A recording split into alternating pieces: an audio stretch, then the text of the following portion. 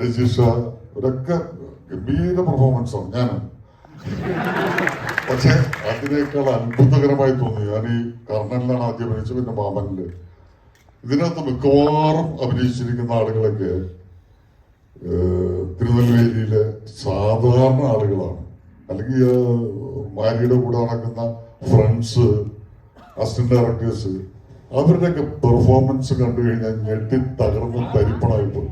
ഓരോ കഥാപാത്രത്തിന് പ്രധാനമായ വള്ളി എന്ന് പറയുന്ന എൻ്റെ സുഹൃത്ത്, വള്ളി അസോസിയേറ്റാണ്. പക്ഷെ വള്ളിയുടെയൊക്കെ പെർഫോമൻസ് കണ്ടിട്ട് ഞാൻ ഞെട്ടിപ്പോയിട്ടുണ്ട് ഈ പടത്തില്. അപ്പൊ ഓരോ കഥാപാത്രത്തിനനുസരിച്ചുള്ള ആളുകള് തിരഞ്ഞെടുത്ത് അവിടെ നിന്ന് നോക്കി പറയില്ല, നീ വാ ഡയലോഗ്. അവരൊക്കെ ഡയലോഗ് പറഞ്ഞ കേൾക്കണം. ഞാൻ ആ കണ്ണൻ പടത്തിലൊക്കെ പോയപ്പോ ആ നാട്ടിലുള്ള സാധാരണ ആളുകള് ഒരു സീക്വൻസ് അങ്ങോട്ട് പറഞ്ഞു കൊടുത്ത പിന്നെ ഡയലോഗ് ഒന്നും കൊടുക്കേണ്ട കാര്യമില്ല, അവർ പറഞ്ഞോളും അങ്ങോട്ട്. അത് ജന്മന കലാകാരന്മാരായിട്ടുള്ള ആളുകളാണ് ഈ മാരിയുടെ നാട്ടുകാരും ഒക്കെ. ഏതായാലും ഗംഭീരമായിട്ടുള്ള പടം അല്ലേ, എല്ലാവർക്കും ഫീലാണ്. ഗംഭീരമായിട്ട് ഇനിയും ഒരുപാട് ഈ പടം ഓടും. ഇനിയും ഒരുപാട് നല്ല പടങ്ങൾ എടുക്കാനും എന്നെ അഭിനയിപ്പിക്കാനും ഒക്കെ മാരി സാറിന് ഭാഗ്യമുണ്ടാകട്ടെ.